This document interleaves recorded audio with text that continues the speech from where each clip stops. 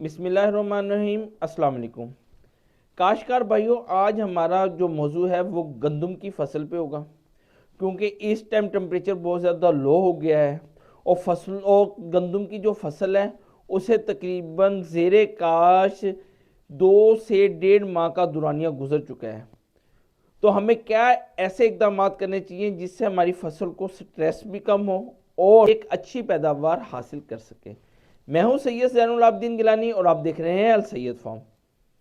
अभी तक आपने हमारे चैनल को सब्सक्राइब नहीं किया, क्या नहीं हमारे चैनल को सब्सक्राइब करें, बेल आइकन के बटन को ज़रूर प्रेस किया करें ताकि वीडियो का आने वाली वीडियो का नोटिफिकेशन आपको मिल सके। काश्तकार भाइयों, जैसा कि आप जानते हैं कि जब हमने गंदम काश्त की थी उस टाइम मौसम ना तो सर्द था बल्कि टेम्परेचर बढ़ा हुआ था, जिसकी वजह से हमारी गंदम की जो जर्मिनेशन है उसमें भी प्रॉब्लम आना शुरू हो गया था।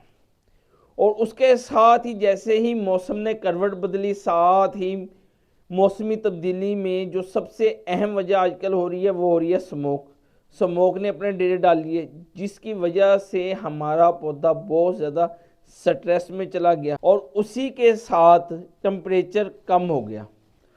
इन दो वजूहात की वजह से हमारी गंदम की फसल मुकम्मल तौर पर स्ट्रेस में आ गई है। आप देख रहे होंगे जिनकी 1.5 माह की फसल है उन्होंने शगुफे अच्छी तरह नहीं निकाले और ज़िम्मेदार भाई हमारे परेशान हैं कि हमें ऐसा क्या करना चाहिए। किसान भाइयों, अब जैसे कि आप गंदम में पानी लग रहा है तो आप इसके नाइट्रोजन यूरिया लाजमी दें। अब मिलती है या नहीं मिलती वो हम सब किसानों की बदकिस्मती है। अगर आपने सादा यूरिया नहीं इस्तेमाल करनी तो आप इसे ज़बरदस्त यूरिया, वो क्योंकि बैक्टीरियल भी है, उससे ज़्यादा अच्छा यानी कि ना रिज़ल्ट आ रहा है। और नंबर 2, साथ आप NP 23-23 या NP 18-18 एंग्रो की लाजमी छटा दें। उससे ये होगा कि एक आपकी जो सी फसल है उसकी वो आपकी शगुफों की तरफ अपना यानी कि ना माइंड बना लेगी। और इसी के साथ आप इसके ऊपर अमाइनो एसिड का स्प्रे करें और साथ इसके बोरान मिक्स करें।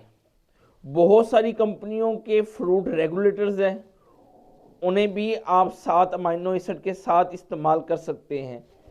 इससे ये होगा कि ये एक मुकम्मल खुराक बन के आपके पत्तों के थ्रू पौधे के अंदर जज़ब होगी, जिससे आपके पौधे का स्ट्रेस भी ख़त्म होगा और उसके ट्रिलिंग का अमल तेज़ी से शुरू हो जाएगा।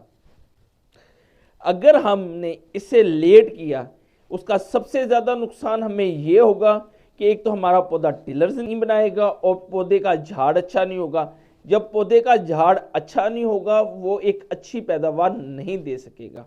सल्फर के इस्तेमाल करने के दो हमारे मकसद होंगे। नंबर एक तो ये फंजीसाइड है ताकि कोई भी फंजीसाइड अटैक हमारे पौधे को आए उससे रोकता है। नंबर 2, ये पौधे के टेम्परेचर को बढ़ाता है और ये पौधे का जो टेम्परेचर है उसे भी मेंटेन करता है ताकि वो अपनी बढ़ोतरी एक साजगार माहौल में कर सके। ये सल्फर के 2 फायदे हैं। और अगर किसान भाइयों, अगर किसी ने भी अभी तक जिंक का इस्तेमाल नहीं किया तो मेरी अपने किसान भाइयों से इल्तिजा है कि वो जिंक का इस्तेमाल दूसरे पानी पे लाजमी करें ताकि उस पौधे की जिंक की कमी को पूरा कर सके और वो पौधा एक अच्छी तरह बढ़ोतरी हासिल कर सके। क्योंकि मैं बढ़ोतरी पे का लफ्ज़ इसलिए बार बार इस्तेमाल कर रहा हूँ क्योंकि ये अभी अर्ली स्टेज है। अगर हमने पौधे की अर्ली स्टेज में उसे सहारा नहीं दिया तो एक अच्छी पैदावार हासिल नहीं कर सकेंगे।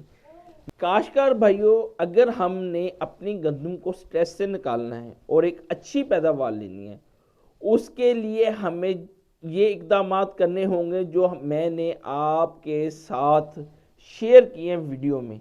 अगर आपके पास भी कुछ अच्छी मालूमात है वो आप मेरे साथ शेयर करें ताकि हम मिलकर अपनी गंदम की भरपूर पैदावार हासिल कर सकें।